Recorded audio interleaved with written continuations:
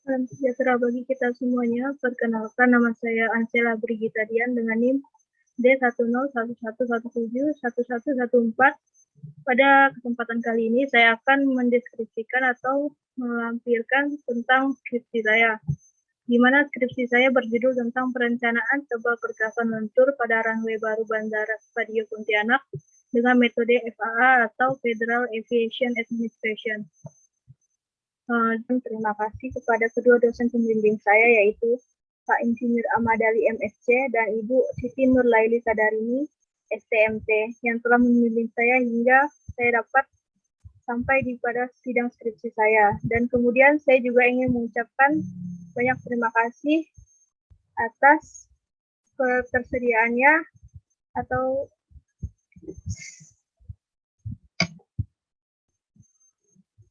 pada kesempatan kali ini saya ingin menyampaikan banyak terima kasih kepada kedua dosen pembimbing saya, yaitu Pak Insinyur Ahmad Ali MSc dan Ibu Siti Nurlaili Sadarini STMT yang telah membimbing saya hingga saya dapat sampai pada sidang skripsi saya kali ini. Dan kemudian saya juga ingin mengucapkan terima kasih atas kesediaan untuk kedua penguji saya, yaitu Pak Dr. Insinyur Samad Widodo dan Ibu Dr. Elsa Trimukti STMT yang telah bersedia untuk menjadi dosen pembimbing saya. Ada beberapa yang akan dibahas. Pertama, pendahuluan, kedua tinjauan pustaka, bab 3-nya tentang metodologi penelitian, bab 4 penyajian data, dan bab 5 hasil analisis dan pembahasan, serta bab 6 adalah penutup. Yang akan kita bahas pertama adalah bab pertama, yaitu pendahuluan.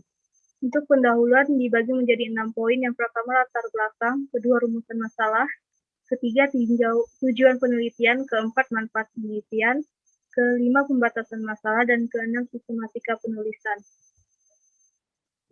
Untuk latar belakang, di mana untuk aktivitas Bandara Spadio Pontianak selama kurun waktu 10 tahun terakhir ini terus meningkat dengan pesat, sehingga dirasakan prasarana dan fasilitas yang tersedia sudah kurang memadai lagi untuk mendukung laju pertumbuhan lalu lintas udara di bandara tersebut.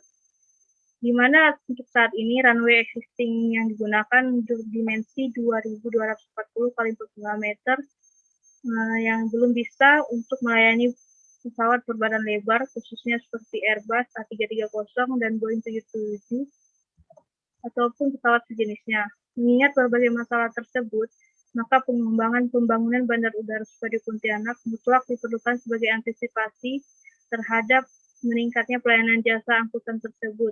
Salah satunya yaitu landasan pacu atau runway. Kemudian untuk rumusan masalah, yang pertama, bagaimana peramalan forecast jumlah pergerakan pesawat penumpang dan kargo di Bandara Spadio Pontianak pada skenario tahun peramalan untuk 2 tahun, 5, dan 10 tahun dengan menggunakan metode trend analysis dan metode forecast persen dari PT Angkasa Pura II. Kemudian yang kedua, kapan perlu dilakukannya perencanaan landas pacu runway yang baru untuk menampung pesawat dan penumpang di Bandara Spadio Pontianak. Ketiga, bagaimana kondisi daya dukung atau kekuatan tanah dasar atau sukret di area landasan pacu Bandara Spadio Pontianak. Dan yang keempat, yaitu bagaimana tebal pergerakan lentur pada landas pacu bandara di Spadio Pontianak dengan metode FAA dan software far field. Selanjutnya yaitu tujuan penelitian. Untuk tujuannya ada dibagi menjadi 4 poin. Yang pertama, untuk mengetahui peramalan forecast jumlah pergerakan pesawat, penumpang, dan kargo di Bandara Udara Spadio Pontianak pada skenario tahun peramalan 2 tahun, 5 tahun, dan 10 tahun dengan metode trend analysis dan metode forecast persen dari PT Angkasa Pura II. Kedua, untuk mengetahui tahun kapan diperlukannya perencanaan penambahan landasan pacu yang baru dalam menampung jumlah pesawat dan penumpang di Bandara Spadio Pontianak. Dan yang ketiga, mengetahui kondisi daya dukung atau kekuatan dasar di area landasan pacu Bandara Spadio Pontianak. Dan keempat, yaitu mengetahui tebal pergerakan lentur pada landasan pacu baru di Bandara Spadio Pontianak dengan metode FAA dan software far field. Untuk manfaat penelitian dibagi menjadi 4 poin. Poin pertama yaitu dapat menjadi literatur tambahan bagi mahasiswa dalam perencanaan pergerakan lentur pada runway baik dalam praktikum, tugas akhir, dan proyek pada bandar udara. Yang poin kedua yaitu mahasiswa dapat mengenal beberapa metode peramalan jumlah penumpang pesawat dan kargo dengan metode trend analysis dan metode forecast persen dari PT Angkasa Pura II. Poin ketiga yaitu mahasiswa dapat mengenal metode perencanaan sebab kekerasan unsur pada landasan pacu dengan metode FAA. Dan poin keempat, bagi penulis dapat menjadi pengalaman dan wawasan dalam pemilihan metode perkerasan pada landasan pacu. Untuk pembatasan masalah pada skripsi ini yaitu pertama, perhitungan peramalan jumlah pesawat. Penumpang dan kargo hanya menggunakan dua metode saja, yaitu dengan menggunakan metode trend analysis dan forecast persen dari PT Angkasa Pura II. Yang kedua, menggunakan skenario tebal perkerasan, yaitu untuk mengetahui kapasitas maksimum dan umur tahun perencanaan untuk tebal perkerasan. Yang ketiga, yaitu mendesain tebal perkerasan lentur pada runway baru di Bandara Supadio Pontianak. Dan keempat, perhitungan perencanaan tebal perkerasan lentur ini hanya menggunakan metode FAA secara grafis atau manual dan menggunakan software FARSIL. Yang kelima, yaitu konfigurasi pesawat hanya menggunakan landas pacu tunggal dan analisis struktur landas pacu tidak dilakukan dalam penulisan ini. Yang keenam, dalam penelitian ini tidak menghitung rencana anggaran biaya atau RAB untuk optimalisasi dan pengembangan Bandara Supadio Pontianak. Yang ketujuh, dalam penelitian ini tidak membahas sistem drainase. Yang kedelapan, dalam penelitian ini tidak membahas perhitungan korelasi landasan pacu. Dan yang terakhir yaitu dalam penelitian ini tidak memperhitungkan daya dukung celucu sebagai bahan untuk stabilisasi tanah dasar atau subgrade. Dan yang terakhir yaitu sistematika penulisan yang terdiri dari 6 bab, yang terdiri dari bab 1 pendahuluan, bab 2 tinjauan pustaka, bab 3 metodologi penelitian, bab 4 penyajian data, bab 5 hasil analisis dan pembahasan, dan bab terakhir adalah penutup. Selanjutnya kita masuk di bab kedua, yaitu tinjauan pustaka, di mana untuk tinjauan pustaka tersebut dibagi menjadi 8 poin. Yang pertama ada tinjauan umum bandara, kedua tentang klasifikasi bandara, ketiga tentang pesawat terbang, keempat tentang landasan pacu bandara, kelima tentang peramalan atau forecasting, keenam adalah perkerasan aspal, ketujuh tentang perencanaan tebal perkerasan lentur, runway dengan metode FAA, dan kedelapan perencanaan tebal perkerasan lentur runway dengan software FARSIL. Baiklah, yang pertama kita akan bahas tentang tinjauan umum bandara, di mana menurut PT Angkasa Pura II atau Persero Bandara adalah kawasan di daratan atau perairan dengan batas-batas tertentu yang digunakan sebagai tempat pesawat udara mendarat dan lepas landas, naik turun penumpang, bongkar muat barang, dan tempat perpindahan intra dan antar moda transportasi yang dilengkapi dengan fasilitas keselamatan dan keamanan penerbangan, serta fasilitas pokok dan fasilitas penunjang lainnya. Untuk bandara sendiri, pada komponen sistem bandara terbagi menjadi dua komponen, yaitu sisi darat atau landside, yang terdiri dari terminal bandar udara, port, dan parkiran kendaraan, serta untuk bagian sisi udara atau airside, terdiri dari landasan pacu atau runway, apron, taxiway, air traffic controller, air rescue service, and full service. Selanjutnya akan membahas tentang klasifikasi bandara, di mana untuk klasifikasi bandara ini dibagi menjadi dua, yaitu tentang menurut FAA dan menurut ICAO. Menurut FAA adalah sebagai tabel yang telah dilampirkan, dan menurut ICAO sebagai tabel yang telah dilampirkan pada presentasi. Selanjutnya tentang pesawat terbang, di mana yang pertama untuk karakteristiknya, dia memiliki wingspan, memiliki front view, wheel trade or crack, memiliki maksimum height, memiliki leg, memiliki wheelbase, memiliki main gear, memiliki nose gear, dan memiliki side view. Kemudian untuk pesawat terbang diklasifikasikan menjadi 4 bagian. Yang pertama tentang General Aviation Aircraft atau GA, di mana pesawat tipe ini digunakan untuk berbagai kegiatan komersial dan non-komersial, antara lain pelatihan pesawat, wisata, bisnis, pertanian, dan sebagainya. Untuk klasifikasi yang kedua yaitu Corporate Aircraft atau SCA, Pesawat tipe ini merupakan pesawat yang biasa digunakan untuk mengangkut beberapa penumpang atau barang untuk keperluan bisnis, evakuasi kegiatan, pemerintah, angkutan udara, dan sebagainya. Yang ketiga yaitu commuter aircraft atau COM merupakan pesawat kecil untuk mengangkut penumpang untuk jarak dekat dengan frekuensi tinggi. Biasanya melayani penerbangan dari bandara, hub menuju daerah-daerah kecil. Dan yang terakhir yaitu transport aircraft atau TIA. Merupakan pesawat tersertifikasi yang dirancang untuk mengangkut penumpang dan kargo dalam jumlah besar. Di mana untuk transport aircraft ini dibagi menjadi tiga, yaitu ada yang short range atau jarak dekat, medium range atau jarak menengah, dan long range yaitu jarak jauh. Secara umum, dimensi pesawat yang berkenaan dengan perencanaan bandara dapat dilihat dari ICAO Aerodrome Design Manual pada bagian 1 dan 2, dan juga pada FAA Authority Circular nomor AC 190/5325-4B. Di mana untuk klasifikasi dari ICAO dan FAA tersebut ditunjukkan pada tabel berikut.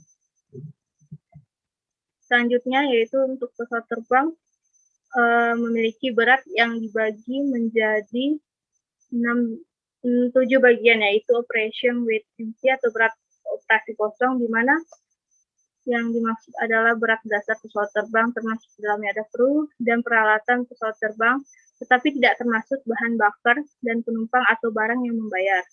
Yang kedua ada payload atau muatan, di mana produksi muatan barang atau penumpang yang membayar diperhitungkan menghasilkan pendapatan bagi perusahaan.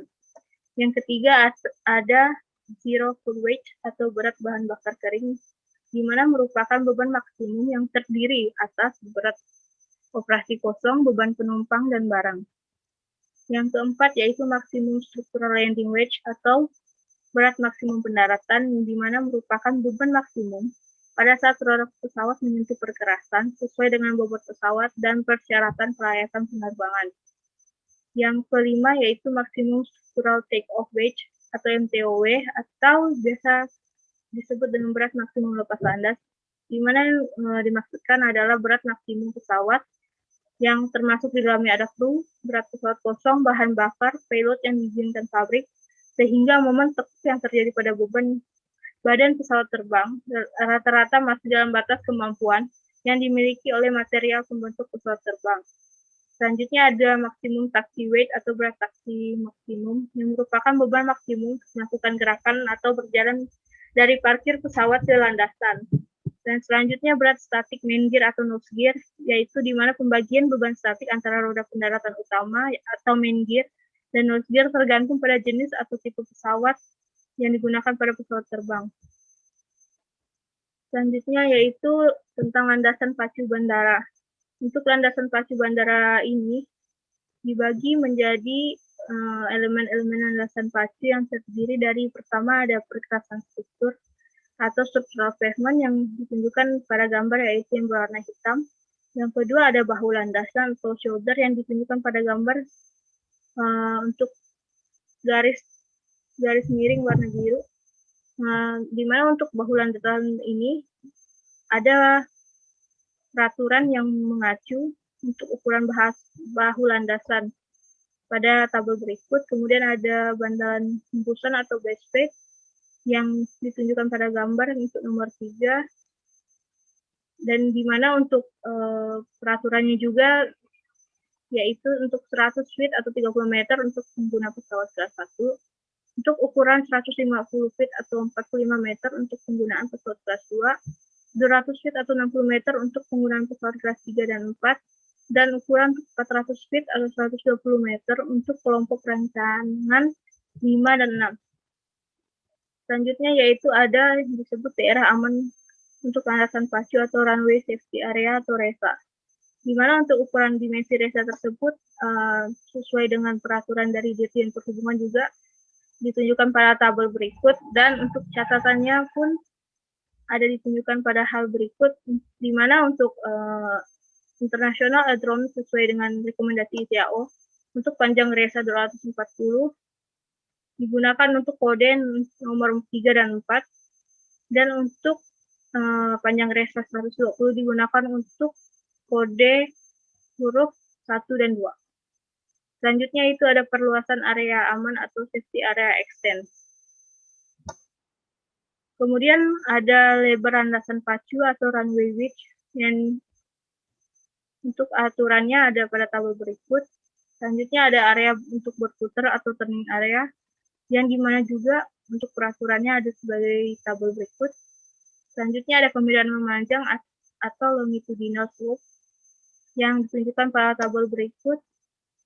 Selanjutnya ada kemiringan melintang atau transverse slope yang ditunjukkan pada tabel berikut juga. Selanjutnya yaitu ada jarak pandang atau speed distance yang untuk jarak pandang minimum runway diatur pada tabel berikut. Kemudian ada jalur landasan pacu atau runway strips diatur pula pada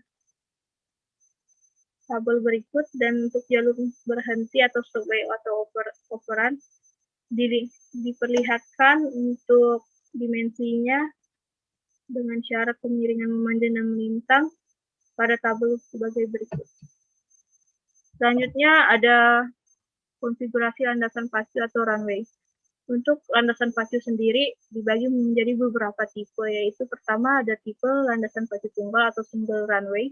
Kedua ada landasan pacu paralel atau parallel runway. Kemudian ada landasan pacu 2 jalur atau two lane runway. Kemudian ada landasan pacu 4 paralel. Ada landasan pacu berpotongan atau intersection runway. Ada landasan pacu berpotongan, dan landasan pacu V terbuka atau open V runway. Untuk gambar konfigurasi landasan pacu untuk tipe-tipenya ditunjukkan pada gambar di samping. Selanjutnya adalah kapasitas landasan pacu runway. Untuk menghitung kapasitas landasan pacu, yang pertama kita harus menghitung tentang kapasitas kejenuhan maksimum. Di mana untuk mencari kapasitas kejenuhan maksimum, diperlukan dengan 4 cara. Yang pertama kita mencari harga kapasitas dasar runway per jam yang bergantung pada harga mix index dengan rumus MI sama dengan C tambah 3D. Kemudian kapasitas dasar runway per jam atau untuk kondisi FPR atau IFR. Untuk kondisi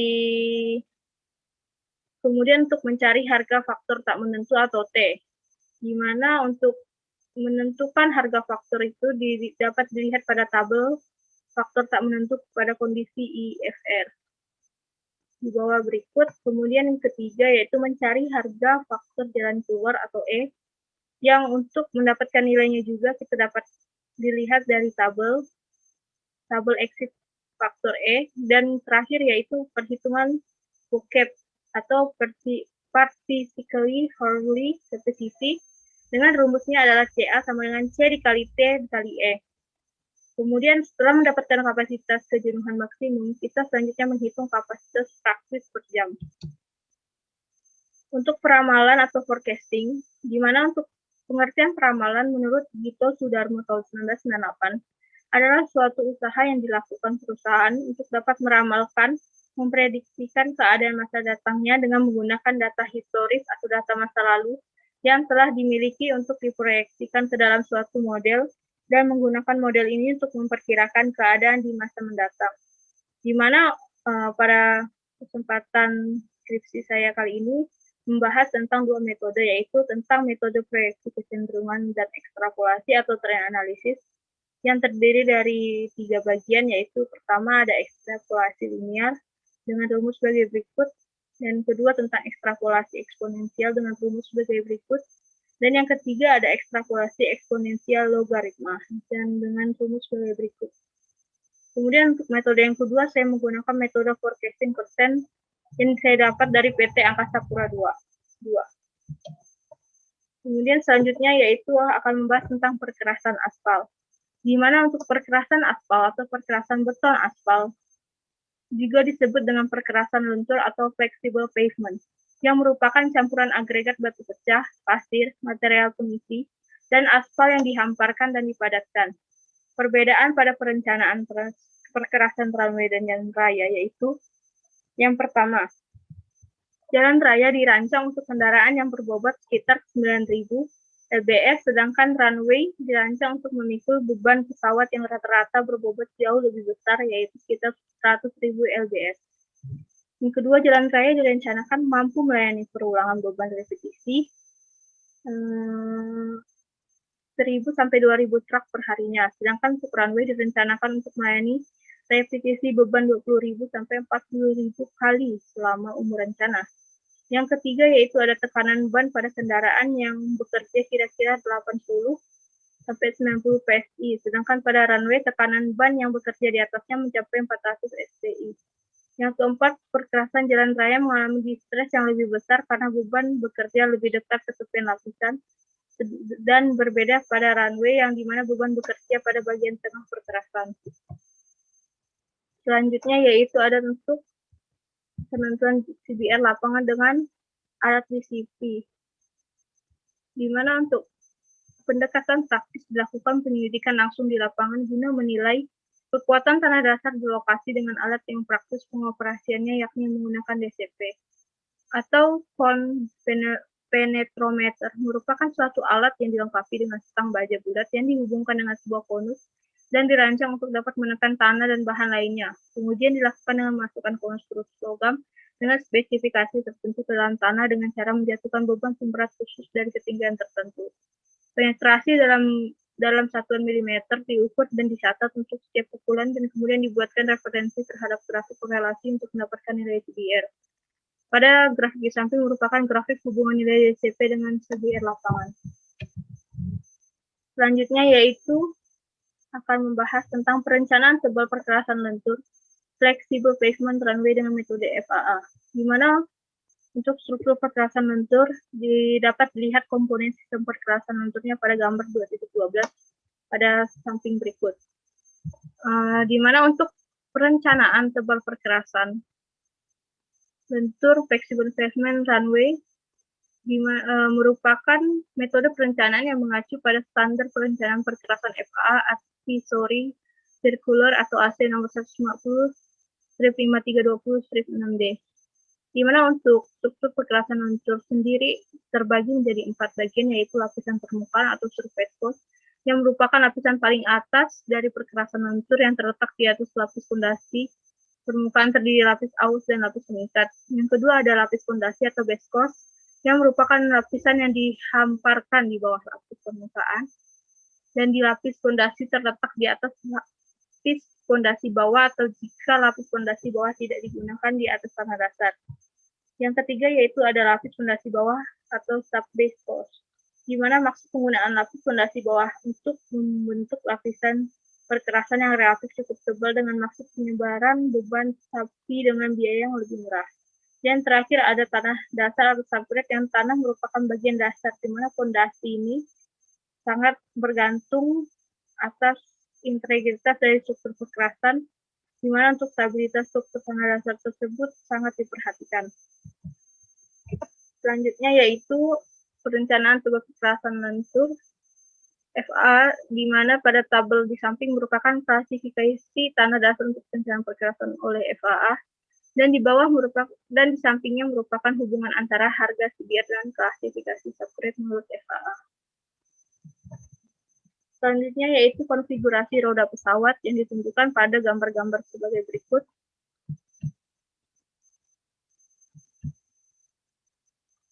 Selanjutnya yaitu tentang pesawat rencana, di mana untuk menentukan pesawat rencana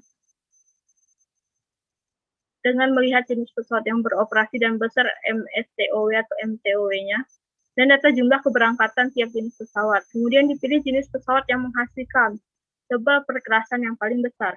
Pemilihan pesawat rencana ini pada dasarnya bukanlah berasumsi hanya berbobot paling besar, tapi jumlah keberangkatan yang paling banyak melalui landasan pasti.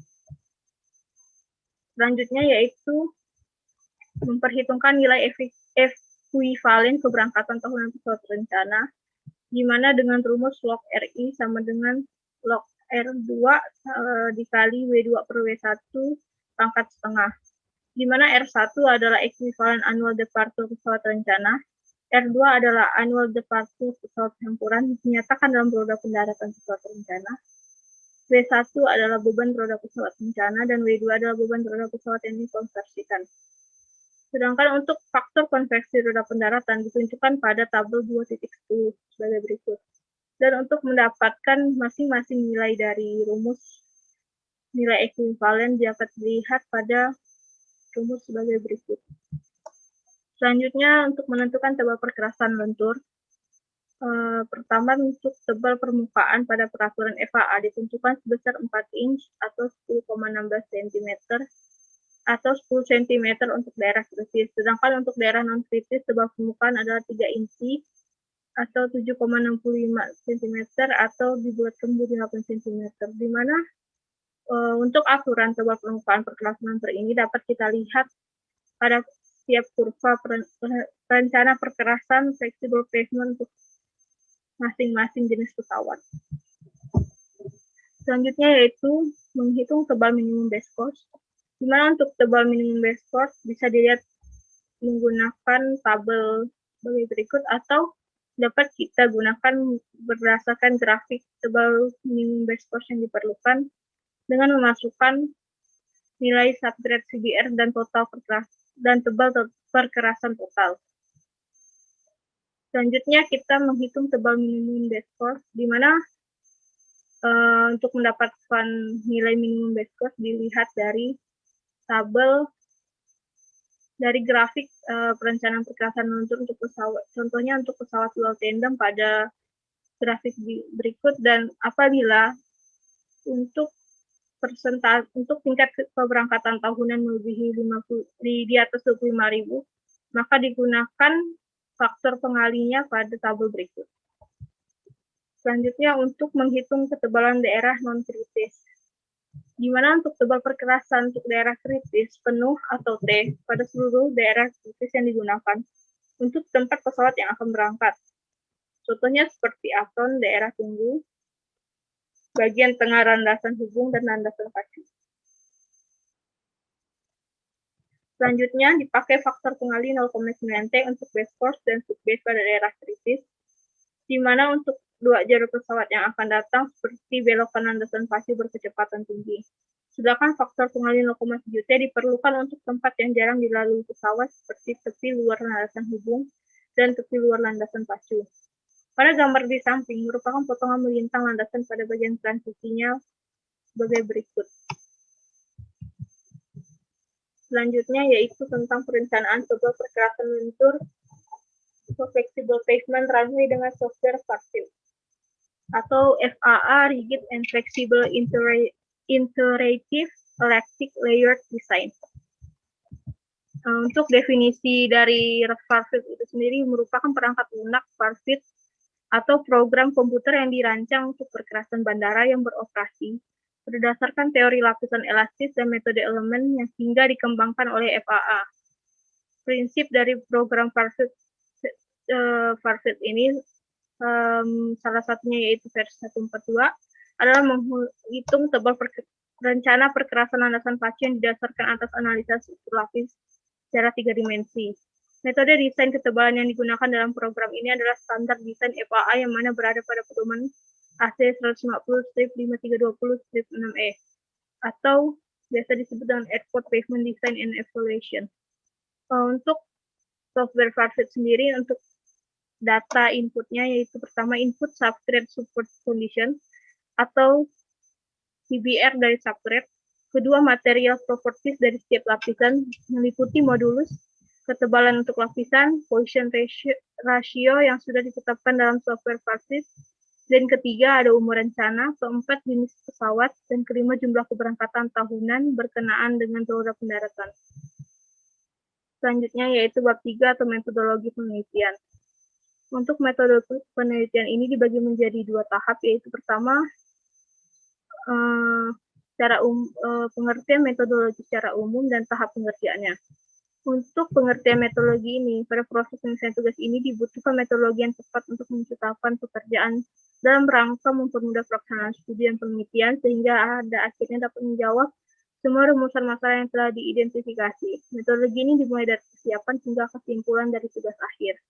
Selanjutnya itu ada tahap pengerjaan di mana untuk penyelesaian tugas akhir dengan judul perencanaan tebal perkerasan lentur pada runway Bandara Spadio Pontianak dan metode FAA dilakukan dengan tahapan yang akan dibahas pada bab selanjutnya. Baik, kita akan bahas tentang tahap pengerjaannya. Yang pertama yaitu ada persiapan, di mana untuk tahapan persiapan merupakan tahap awal untuk melihat dan mengidentifikasi permasalahan yang terjadi. Persiapan dilakukan dengan membaca dan mengumpulkan berbagai macam buku, e-book, artikel internet, jurnal koran, peraturan makalah, laporan studi seperti skripsi, tesis, atau disertasi, dan penelitian terkait tentang perkerasan bandara. Selanjutnya yaitu untuk lokasi penelitian pada skripsi ini berada pada Bandar Udara Internasional Spadio atau Spadio International Airport yang merupakan bandara internasional yang berlokasi di Jalan Arteri Spadio kilometer 17, Limbung Raya River, Kecamatan Sungai Raya, Kabupaten Kuburaya, Provinsi Kalimantan Barat. Titik referensi bandara udara atau ARP adalah sebagai berikut dan jarak dari kota Pontianak 17 km sebelah selatan. Bandara ini dioperasikan oleh PT Angkasa Pura II Persero Pontianak dengan luas 528 hektar area. Selanjutnya adalah gambar lokasi untuk penelitian menurut Google Maps. Selanjutnya ada foto satelit pada rencana lokasi penelitian menurut Google Earth. Kemudian ada layout bandar udara existing yang didapatkan dari Direktorat Jenderal Perhubungan Udara. Dan ada layout rencana induk Bandar Udara Spadio Pontianak yang didapatkan dari Direktorat Jenderal Perhubungan Udara. Selanjutnya kita akan mengidentifikasi masalah. Untuk identifikasi masalah pada tugas akhir ini, yaitu pertama ada kapasitas runway, saat ini diprediksikan kemungkinan untuk kedepannya tidak mencukupi kapasitas penumpang yang ada. Yang kedua, perkerasan runway pada Bandar Udara Spadio masih belum bisa melayani pesawat berbadan lebar. Dan yang ketiga, dalam penggunaan Bandara Spadio ini memiliki dua fungsi, penerbangan militer dan penerbangan sipil atau umum yang menyebabkan lalu lintas ini tersebut lebih padat atau lebih banyak dari operasional penerbangan.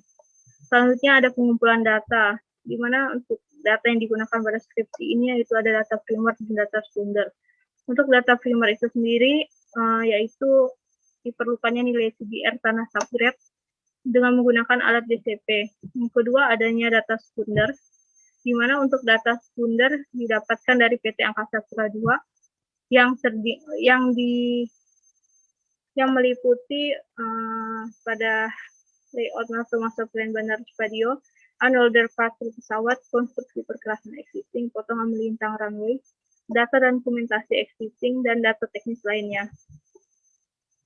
Selanjutnya yaitu untuk teknik pengumpulan data, di mana pada skripsi ini dilakukan dengan tiga cara atau tiga teknik. Yang pertama teknik studi dokumenter, kedua teknik studi pustaka atau literatur, dan ketiga teknik observasi.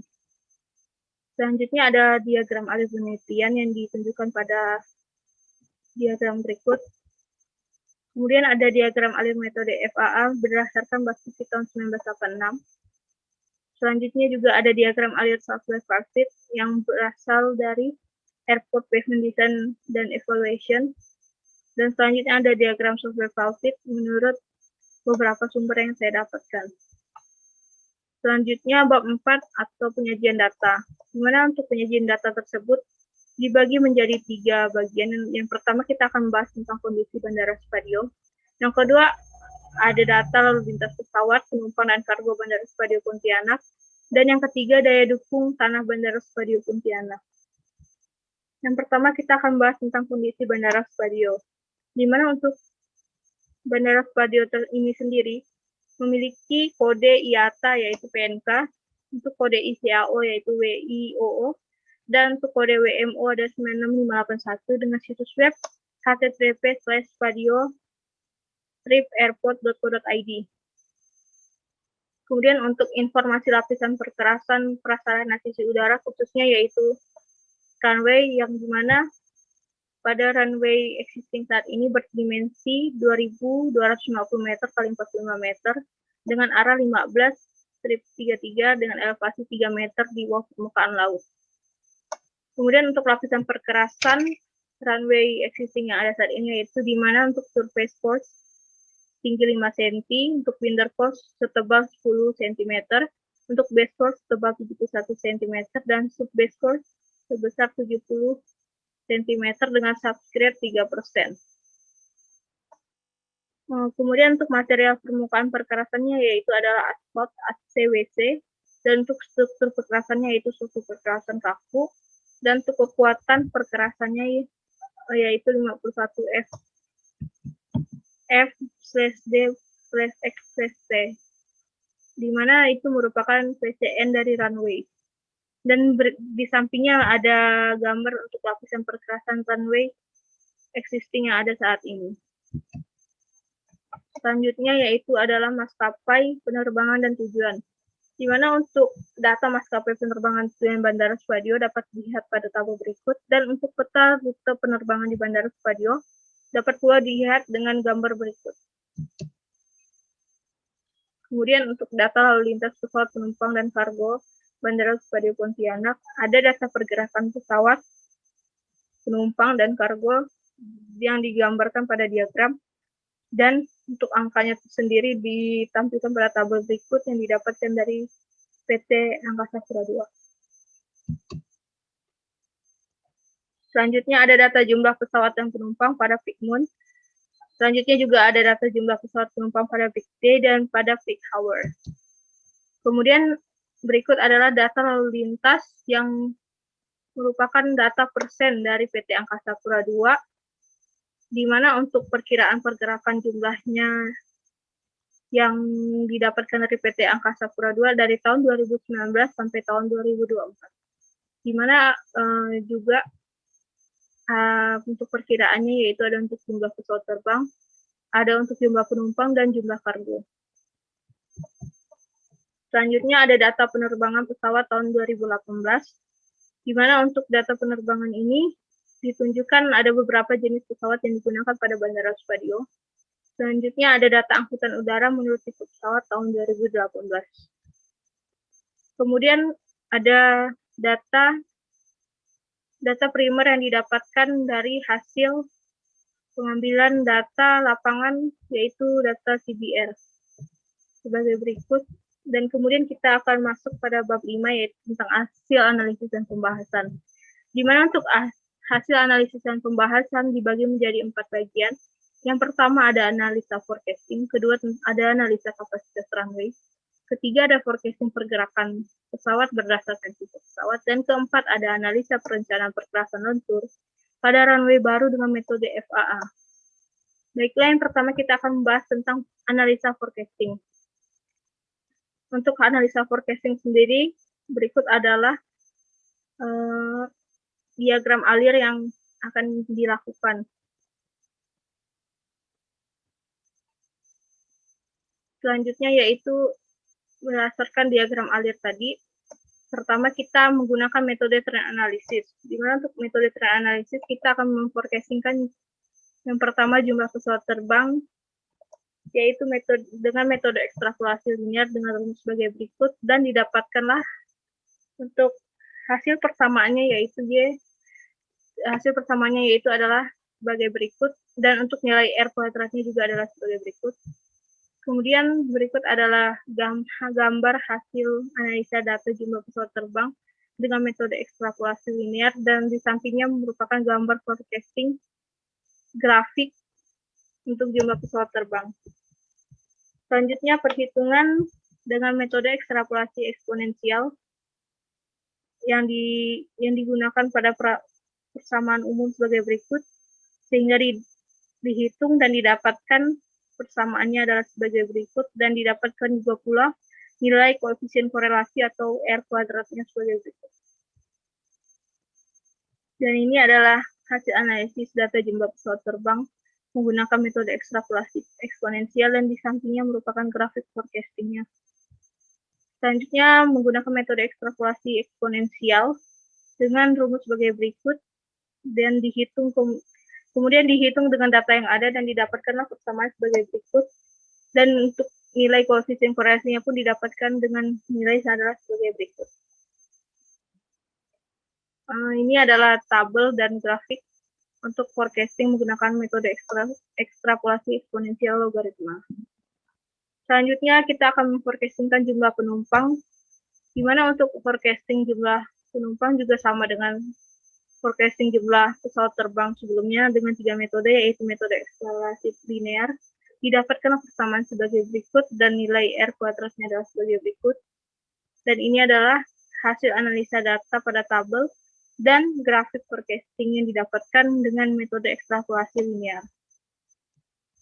Selanjutnya yaitu metode dengan ekstrapolasi eksponensial dengan rumus sebagai berikut dan didapatkan persamaan serta nilai koefisien korelasinya. Dan ini adalah tabel dan grafik yang didapatkan dari metode ekstrapolasi eksponensial. Selanjutnya, menghitung ekstrapolasi eksponensial dengan logaritma dengan rumus sebagai berikut, sehingga didapatkan persamaan dan nilai koefisien korelasi sebagai berikut.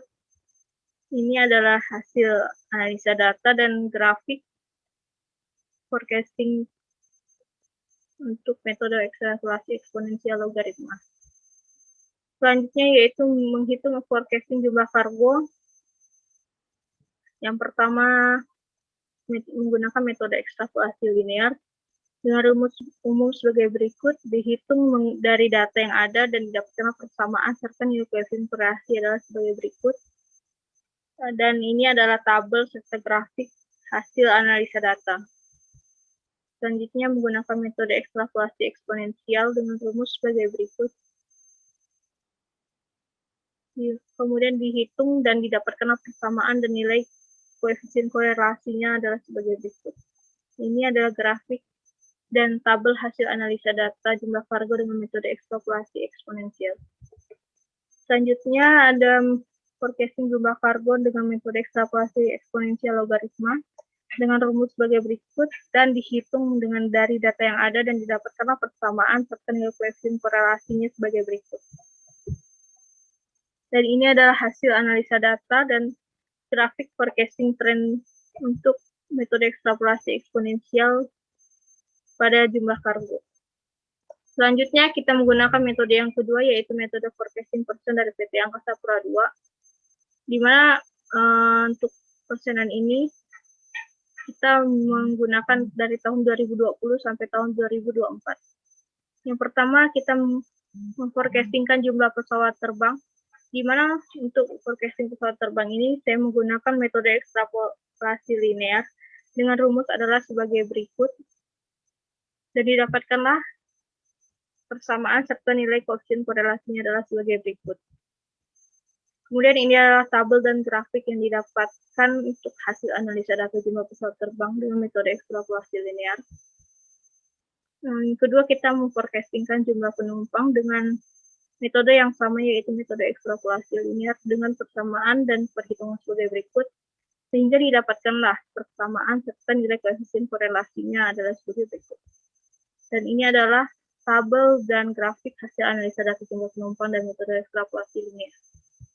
Selanjutnya, kita memforecastingkan jumlah kargo dengan metode ekstrapolasi linear dengan rumus sebagai berikut dan diperhitungkan dengan cara berikut, didapatkanlah persamaan dan nilai koefisien korelasinya sebagai berikut. Dan ini adalah tabel serta grafik hasil analisa data jumlah kargo dengan metode ekstrapolasi linear. Setelah kita menghitung semua forecasting jumlah pesawat terbang, penumpang, dan kargo dengan kedua metode tersebut, direkapitulasilah semua hasilnya adalah pada tabel berikut untuk metode trend analisis, dan kedua untuk trend forecasting persennya. Untuk metode trend analisis, di mana untuk metode trend analisis itu sendiri dibagi menjadi 3 metode, dan untuk masing-masing jumlah pesawat terbang, jumlah penumpang, dan kargo, bisa memiliki metode trend analisis yang berbeda, di mana untuk kita menggunakan mana persamaan yang akan digunakan ke depannya, yaitu kita lihat dari nilai koefisien korelasi yang paling mendekati angka 1. Maka itulah persamaan yang akan kita gunakan untuk forecasting ke depannya. Kemudian untuk metode forecasting persen dari PT Angkasa Pura II, telah didapatkanlah persamaannya dan koefisiennya, di mana untuk masing-masing persamaan untuk persenan jumlah pesawat terbang dan jumlah kargo serta penumpang, di mana pada metode tadi kita baru mendapatkan persamaan untuk mendapatkan nilai persenannya, di mana untuk dari hasil persenan forecasting yang didapat tadi, selanjutnya kita menghitung perkiraan pertumbuhan tersebut dengan cara interpolasi linear antara data persenan dengan data jumlah pertumbuhan yang sudah ada dengan persamaan adalah sebagai berikut. Selanjutnya ini adalah merupakan hasil perakiraan jumlah pesawat terbang pada masa mendatang dengan metode ekstrapolasi eksponensial. Selanjutnya adalah perakiraan jumlah penumpang pada masa mendatang dengan metode ekstrapolasi eksponensial. Selanjutnya adalah untuk perakiraan jumlah kargo dengan metode ekstrapolasi eksponensial. Dan ini merupakan perakiraan jumlah pesawat terbang dengan metode ekstrapolasi linear untuk metode forecasting dari PT Angkasa Pura II, di mana di samping merupakan contoh dari perhitungan untuk mendapatkan nilai forecasting jumlah pesawatnya. Dan didapatkanlah hasil perakiraan jumlah pesawat terbang dengan cara sebagai berikut. Ini adalah grafiknya. Dan ini untuk perakiraan jumlah penumpang dengan metode forecasting dari PT Angkasa Pura II.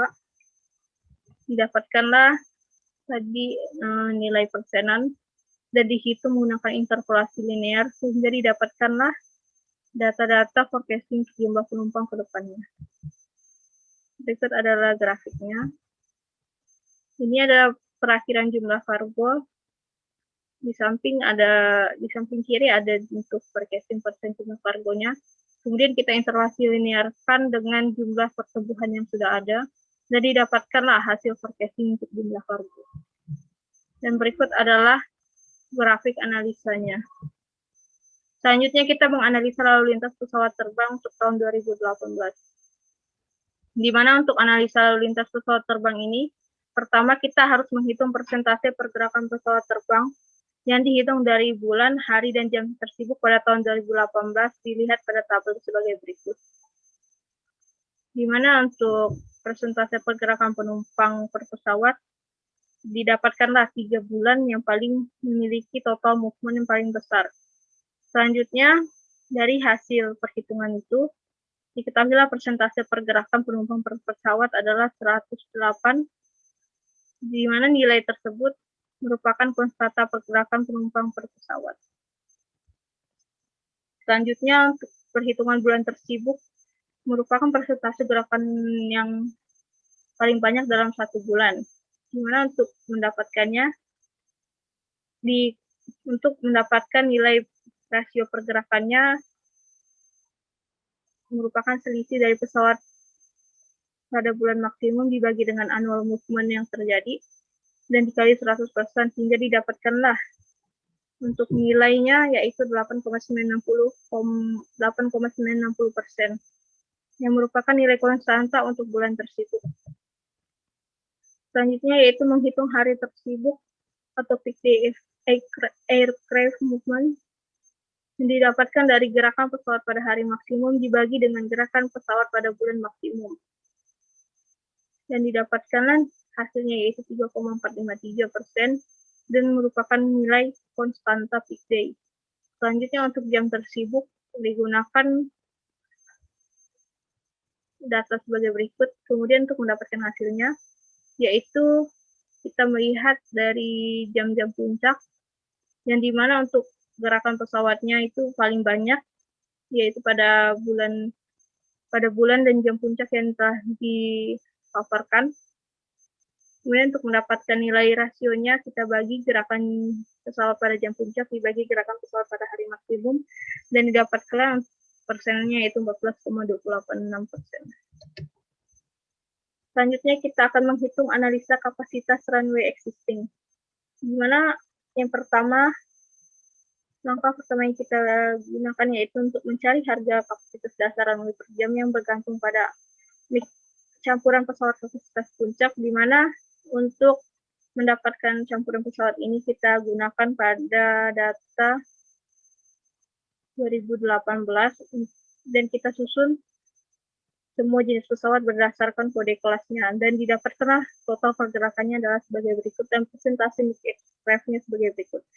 Kemudian setelah kita mendapatkan presentasi mix aircraft-nya, kita masukkan pula pada harga mix index atau MI dengan rumus MI sama dengan C plus 3D dan didapatkanlah hasilnya sebagai berikut. Kemudian kita plotkan hasilnya pada grafik tersebut dan didapatkanlah untuk harga kapasitas dasar runway per jamnya yaitu 1 gerakan per jam. Selanjutnya kita mencari harga faktor tak menentu yaitu T sama dengan 1, di mana T sama dengan 1 ini sudah ditentukan untuk kondisi IFR. Selanjutnya kita mencari harga faktor jalan keluar atau E. Untuk mendapatkan nilai harga faktor jalan keluar ini kita perlu data persentase kedatangan dan jumlah exit taxiway, di mana kita mengasumsikan untuk persentase kedatangannya 50% dan untuk jumlah exit taxiway existing-nya saat ini yang ada yang itu 3 buah. Kemudian kita pada tabel tersebut kita lihat untuk MI tadi didapatkan sebanyak 97,7% dan kemudian kita lihat N-nya 3, maka didapatkan exit faktornya adalah 1. Setelah didapatkan semua bagian-bagiannya, kita masukkan ke dalam rumus dan didapatkanlah total pergerakannya yaitu 51 pergerakan per jam. Berdasarkan hasil perhitungan di atas, maka tentu titik jenuh atau panas sehingga dilakukanlah perhitungan critical landing space yaitu 1,18 menit untuk per pesawat. Berikut merupakan analisa kapasitas runway existing yang ada saat ini untuk metode trend analisis. Dengan data adalah sebagai berikut. Kemudian kita masukkan pada pergerakan pesawat dalam setahun, kita kalikan dengan konstanta yang ada kita hitung sebelumnya untuk pergerakan pesawat bulan tersebut per hari dan per jam. Dimana setelah kita dapatkan tadi untuk kapasitasnya pada jam puncak yaitu 51 pergerakan per jam.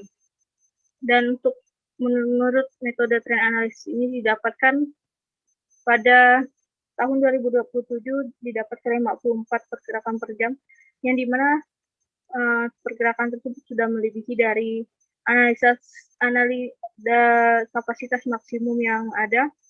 Maka pada tahun itu diperlukannya pembangunan runway baru.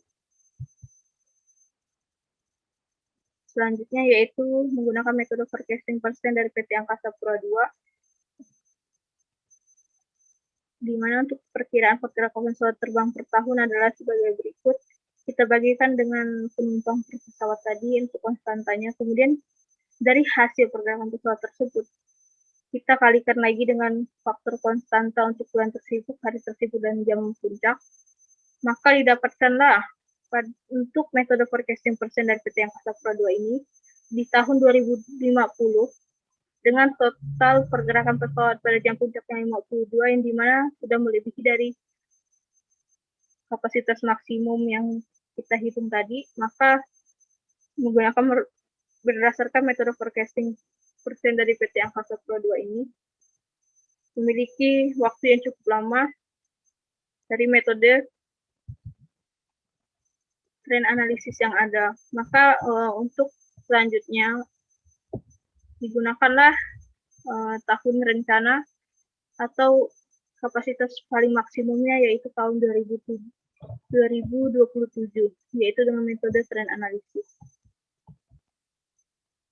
Selanjutnya kita menghitung forecasting pergerakan pesawat berdasarkan tipe pesawat, di mana untuk forecasting pergerakan ini disesuaikan dari hasil analisa yang telah dilakukan yaitu ramalan total pergerakan pesawat yang telah kita lakukan tadi, di mana dengan metode trend analisis pada tahun 2027 didapatkanlah total penerbangannya sebagai berikut dan Dan untuk ramalan penumpangnya adalah sebagai berikut dengan mengasumsikan load factor untuk penumpangnya 79% untuk setiap unit pesawat. Dari hasil asumsi tersebut didapatkanlah persentase total masing-masing tahunan untuk masing-masing jenis pesawat sebagai berikut, dan kemudian dari persenan itu kita masukkan berdasarkan untuk jumlah pesawat dan jumlah penumpang dengan load factor-nya yaitu 79%, sehingga didapatkanlah untuk penerbangan tahunannya pada tahun 2027 adalah sebagai berikut. Selanjutnya, kita menganalisa perencanaan pergerakan launcher pada runway baru dengan metode FAA. Untuk metode FAA itu sendiri dibagi menjadi 5 bagian analisa. Yang pertama, kita akan menganalisa CBR lapangan dengan alat DCP, di mana untuk pemeriksaan DCP-nya adalah sebagai berikut. Kita masukkan data yang telah kita lakukan di lapangan, dihitung dan didapatkanlah untuk CBR pengamatannya yaitu 0,53%. Kemudian dari hasil tersebut kita hitung kembali untuk setiap titiknya dan didapatkanlah datanya sebagai berikut. Kemudian kita menganalisa untuk perhitungan faktor keseragaman CBR-nya dengan 3 cara, yaitu nilai CBR rata-rata didapatkanlah 0,53%, untuk nilai standar deviasinya yaitu 0,13%, dan untuk faktor keseragamannya yaitu 25,62%. Di mana untuk faktor keseragaman ini lebih kecil dari 30%, minimal 30% itu merupakan faktor keseragaman yang diizinkan. Maka faktor keseragaman yang kita dapatkan kali ini yaitu keseragamannya cukup baik. Selanjutnya, untuk mendapatkan nilai CBR segmen dilakukan analisa menggunakan 2 metode, yaitu metode analisis dan grafis. Untuk metode analisis menggunakan metode Japan.S, di mana diperhitungkan sebagai berikut dan didapatkanlah hasilnya 0,38%. Sedangkan untuk metode grafis kita mencari dulu untuk nilai CBR terendah, yaitu pada ini adalah 0,4%. Kemudian kita buat tabel menunjukkan jumlah data dengan nilai yang sama dan lebih besar dari nilai CBR yang diamati. Setelah itu kita gambar hubungan nilai CBR dengan presentasi jumlah data dengan nilai yang sama atau lebih besar dari CBR yang diamati pada gambar atau grafik pada di samping berikut, dan kemudian didapatkanlah nilai yaitu CBR segmennya 0,41%. Dari 2 metode yang ada, kita menggunakan CBR yang paling kecil atau paling rendah, yaitu menggunakan metode analitis, sehingga untuk perencanaan digunakanlah CBR-nya adalah 0,38%. Selanjutnya kita akan menganalisis CBR desain. Dikarenakan berdasarkan hasil perhitungan data lapangan CBR tanah dasarnya kurang dari 3, maka dilakukanlah untuk CBR desain. Di mana untuk CBR desain tersebut, kita perlu menstabilisasi tanah tersebut dengan rumus adalah sebagai berikut, dan didapatkanlah nilainya 60 cm untuk tebal lapis stabilisasi dengan CBR stabilisasinya yaitu 6%, dan menggunakan tanah pilihan dengan CBR 20,523%. Kemudian untuk dalam kaitannya perkuatan tanah dengan pemakaian tiang pancang untuk mendistribusikan beban secara vertikal di dalam lapisan atau dengan mentransfer beban menjadi material yang buruk sampai didukung oleh tanah yang cukup kuat.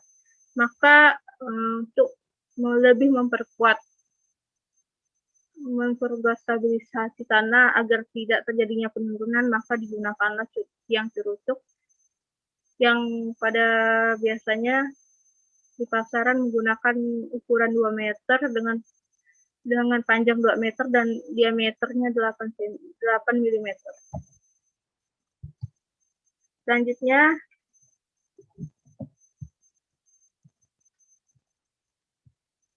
kita akan menghitung analisa dimensi landasan pacu atau new runway, di mana untuk perhitungannya disesuaikan dengan ICAO yang ada pada bab 2, Didapatkanlah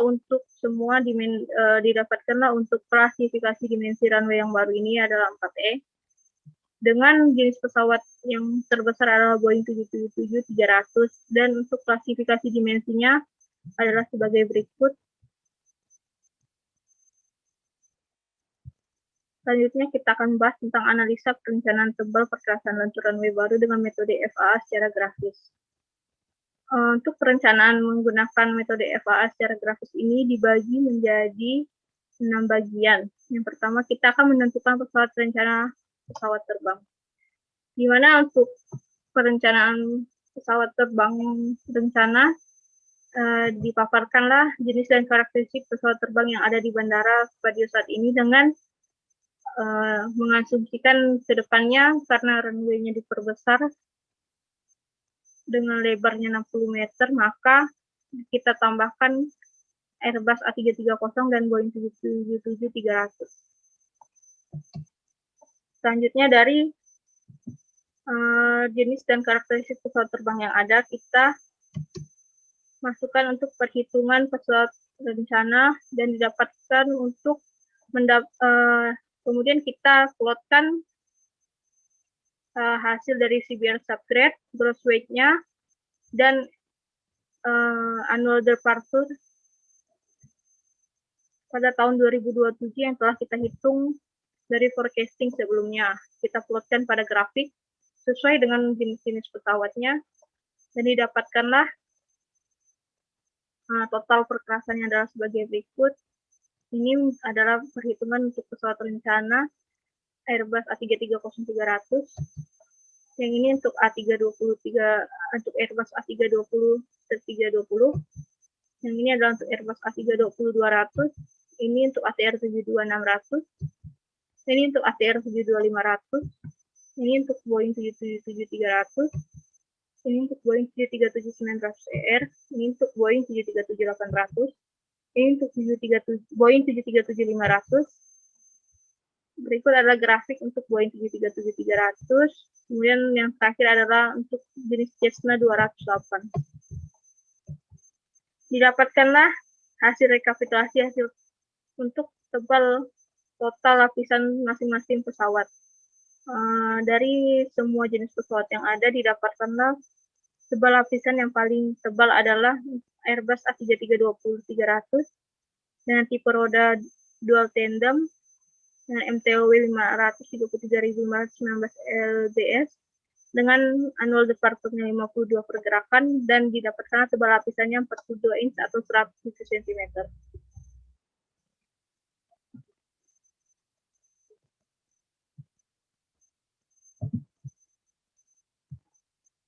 Selanjutnya kita akan menghitung dual gear departure atau R2. Di mana untuk perhitungan R2 digunakanlah rumus sebagai berikut, yaitu pergerakan pesawat tahunan dikalikan faktor konversi roda pendaratan. Yang dimana untuk faktor konversi roda pendaratannya adalah pada tabel berikut, di mana untuk pesawat rencana yang didapatkan tadi adalah jenis tipe dual tandem, maka untuk pesawat lainnya dikonversikan semua ke dual tandem dan didapatkanlah untuk hasil faktor pengalinya. Setelah masing-masing pesawat dikalikan faktor pengalinya, didapatkanlah hasil perhitungan R2 berdasarkan tipe roda pesawat rencana.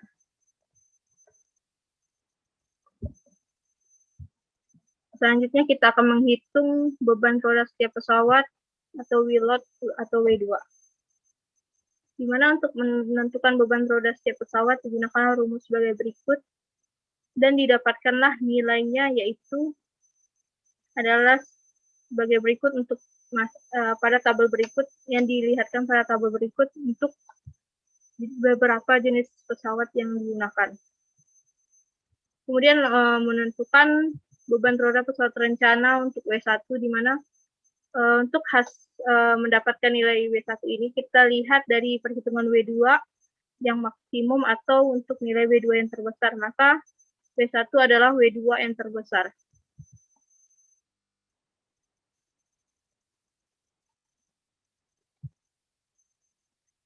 Selanjutnya kita akan menentukan equivalent annual departure tahunan pesawat rencana atau R1. di mana untuk rumus yang digunakan adalah sebagai berikut. Dimasukkanlah nilai hasil dari R2 yang telah kita dapatkan sebelumnya. Kita logkan dan dapatkanlah hasilnya sebagai berikut. Kemudian kita masukkan juga pula perhitungan W2 yang telah kita dapatkan sebelumnya dengan nilai W1 juga. Kemudian nilai log R1.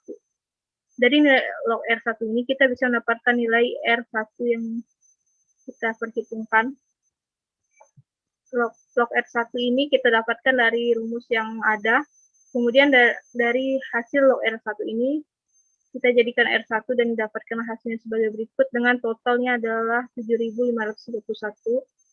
Dan di mana untuk total pergerakan anualnya lebih kecil 25.000, maka tidak diperlukan koreksi terhadap ketebalan lapisan perkerasan berdasarkan tabel yang ada pada bab 2.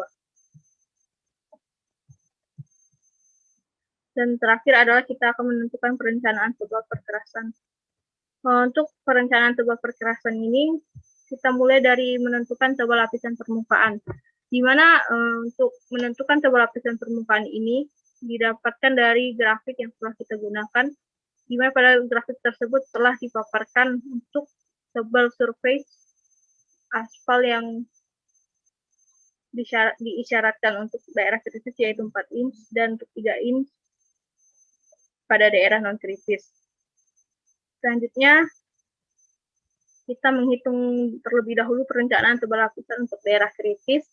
Maka untuk daerah kritis, tebal lapisan permukaannya yaitu 4 inch atau 10 cm. Dengan bahan yang digunakan adalah asfalt konkrit atau AC.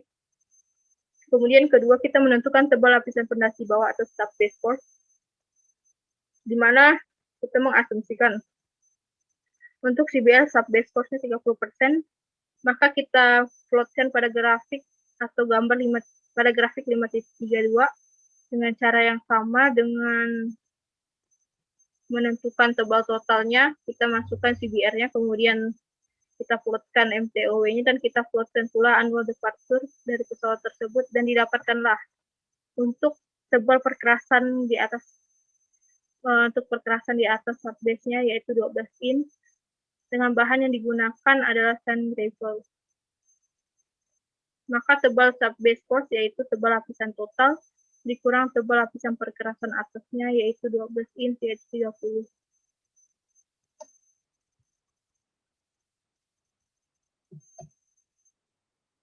Selanjutnya kita menghitung perencanaan tebal lapisan daerah kritis, di mana untuk mendapatkan tebal lapisan daerah base course-nya dari tebal perkerasan total dikurang tebal perkerasan subbase course dikurang tebal perkerasan subbase course-nya, maka didapatkanlah sebesar 26 inch atau 66 cm. Setelah kita hitung secara manual, kita masukkan tebal minimum base course-nya pada grafik, didapatkanlah di mana untuk kita menginput tebal perkerasan totalnya yaitu 42 inch dengan CBR subgrade-nya yaitu 6% dan didapatkanlah untuk minimumnya adalah 14 inch. Karena tebal rencananya 26 inch lebih besar dari tebal minimum base course-nya yaitu 14 inch, maka dipakailah tebal minimum base course yang berdasarkan perhitungan tebal rencana yaitu 26 inch.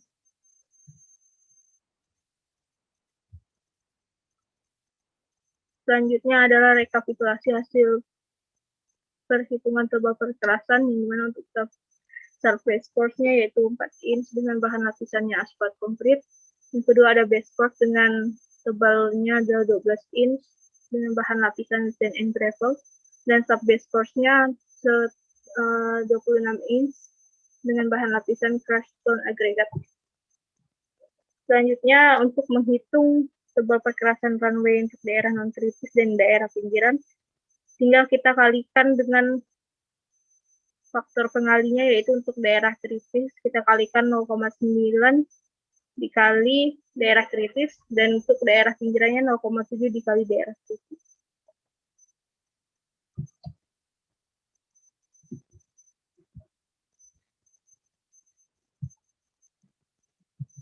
Selanjutnya kita akan menghitung analisa perencanaan tebal perkerasan lentur runway baru dengan software FarFit.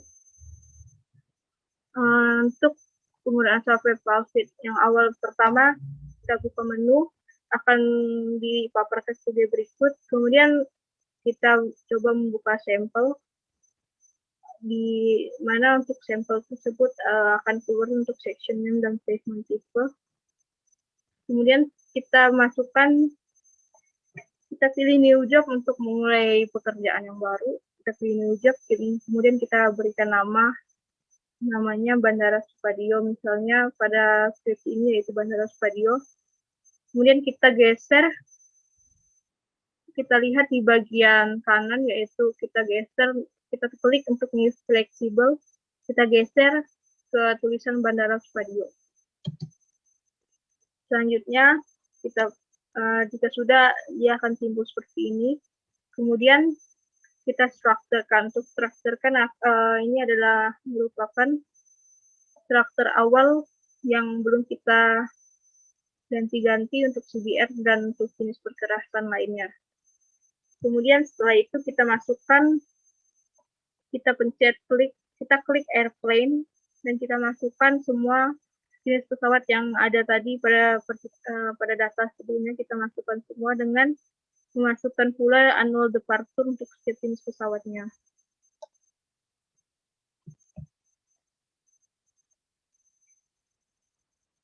Setelah selesai, didapatkanlah sebagai berikut. Kemudian di mana awalnya kan adalah CBR-nya adalah 10%. Kemudian kita ganti menjadi CBR rencana kita yang tadi adalah 6%. Kemudian kita untuk mengubahnya, kita bisa mengklik modify structure, langsung klik CBR-nya mengganti jadi 6%. Kemudian setelah selesai kita end modify, kemudian kita desain structure. Setelah kita desain structure, akan keluarlah tebal masing-masing perkerasan. Kemudian kita save structure. Setelah kita save,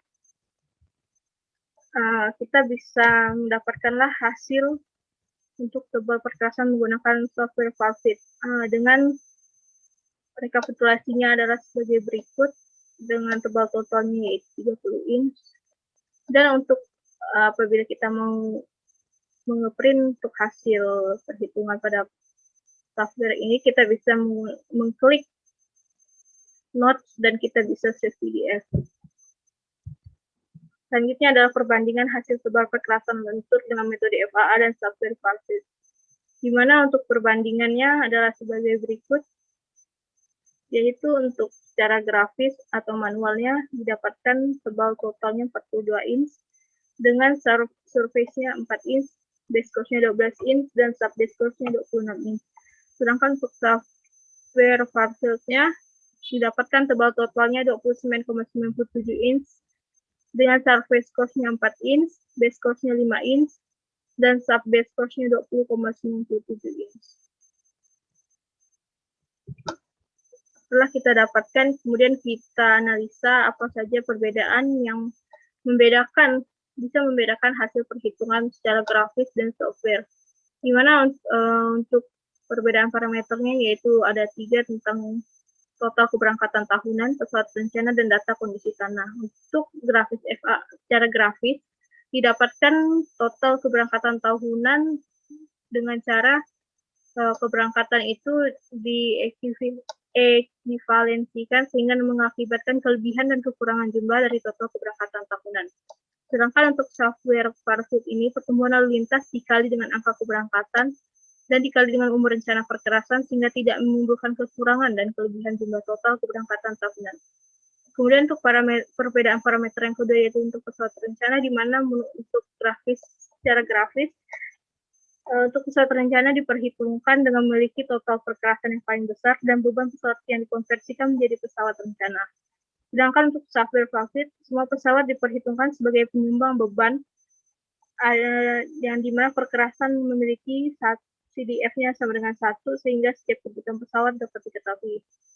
Dan untuk grafis FAA secara grafis untuk data kondisi tanahnya, kita memasukkan harga CBR subgrade dan harga CBR subbase course-nya. Sedangkan untuk software FarFit hanya memasukkan harga CBR subgrade-nya.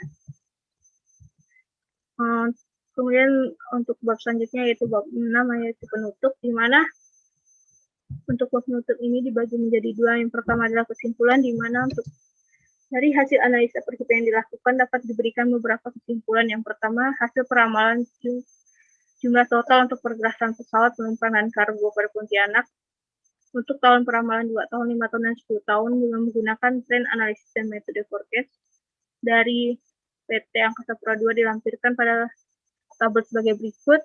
Dan kedua yaitu berdasarkan hasil analisis akibat terjadinya peningkatan berdasarkan hasil peramalan forecast pada tahun 2027, kapasitas runway existing di Bandara Supadio Pontianak sebesar 54 operasi per jam sudah tidak dapat melayani kebutuhan pergerakan pesawat pada peak hour yang mencapai 51 operasi per jam.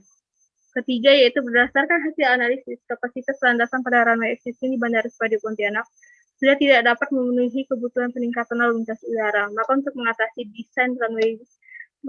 mengatasinya dapat mendesain runway baru sebagai usaha peningkatan kapasitas landasan pacu yang akan terlampir pada lampiran dengan panjang 3.000 meter dan lebar 60 meter dengan shoulder.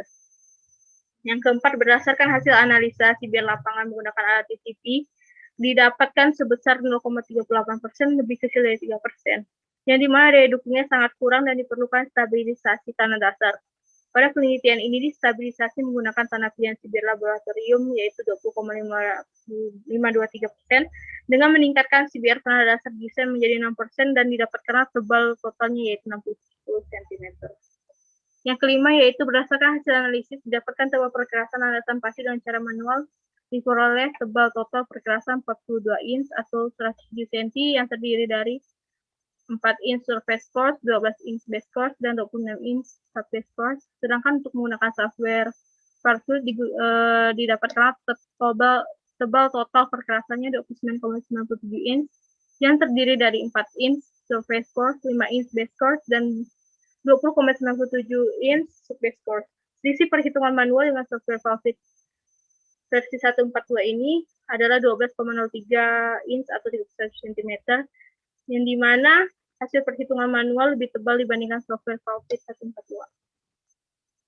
Yang keenam, tebal perkerasan surface adalah untuk tebal perkerasan surface force adalah sama karena mengikuti ketentuan FAA untuk tebal kritis surface force yaitu 4 inch. Kemudian untuk perbedaan tebal perkerasan 7 inch pada lapisan base force dan subbase force pada software Farfield 142, di mana beban pesawat diperhitungkan semua sebagai penyumbang kerusakan perkerasan yang ditunjukkan oleh CDF yang mampu mengakomodasi beban pesawat dengan cara manual yang pesawatnya dikonversikan menjadi pesawat bencana. Perbedaan tebal base course dan subbase course dengan cara manual dan cara software Farfield ini disebabkan pada saat melakukan perhitungan, nilai base course adalah nilai minimum yang berdasarkan tabel minimum base course untuk penggunaan material AC nomor 150-5320-6E dan subbase course merupakan selisih total dikurangi dengan tebal perkerasan di atasnya. Total keberangkatan tahunan pada perhitungan cara manual diperoleh dari jumlah keberangkatan tahunan yang diekuivalenkan, sedangkan pada Farfield 142 diperoleh dari pertumbuhan lalu lintas dikali angka keberangkatan dan dikalikan umur rencana. Kemudian saran yang akan dapat saya berikan yaitu yang pertama untuk data-data yang diperlukan untuk perhitungan peramalan atau forecast khususnya untuk tipe-tipe pesawat diharapkan untuk memiliki data yang lebih lengkap agar menghasilkan peramalan yang lebih akurat. Yang kedua, untuk penelitian yang lebih lanjut dapat ditambahkan perhitungan kapasitas yang berdasarkan penundaan dan perhitungan kapasitas jenuh atau kapasitas ultimate dari landasan pacu runway pengembangan sehingga hasil perhitungan analisis yang didapat lebih baik dari yang sudah ada. Yang ketiga yaitu pada perhitungan cara manual menggunakan grafik sebagai alat bantu perhitungan, menaikkan garis mulai dari CBR, jumlah berat pesawat, dan keberangkatan tahunan seharusnya dilakukan dengan hati-hati dan teliti serta menggunakan grafik yang lebih jelas untuk mengurangi faktor kesalahan. Dan berikut adalah daftar pustaka yang saya gunakan pada skripsi saya kali ini. Dan berikut adalah lampiran yang akan saya lihatkan. Yang pertama itu ada layout Bandara Udara Supadio Pontianak. Yang kedua ada layout runway Bandara Supadio Pontianak. Yang ketiga ada potongan AA-nya. Kemudian ada potongan melintang AA-nya. Dan detail untuk perkerasan lenturnya. Sekian presentasi sidang akhir atau sidang skripsi yang saya berikan. Mohon maaf atas adanya kesalahan atau ucapan yang kurang berkenan hati saudara semua. Sekian dan terima kasih.